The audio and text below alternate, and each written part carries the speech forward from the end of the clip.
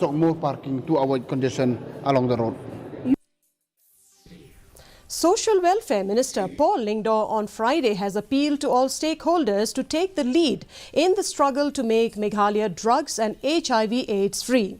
While speaking during the World AIDS Day held at Polo Ground, Lingdaw also immersed upon the need to create a generation which will contribute immensely towards nation building.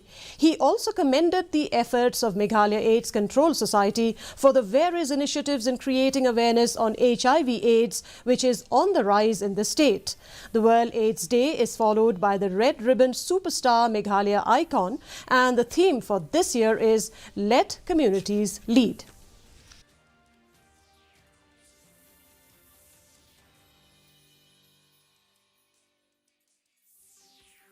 Embrace empathy. That a major strength of Meghalaya is the fact that its indigenous population have always been community.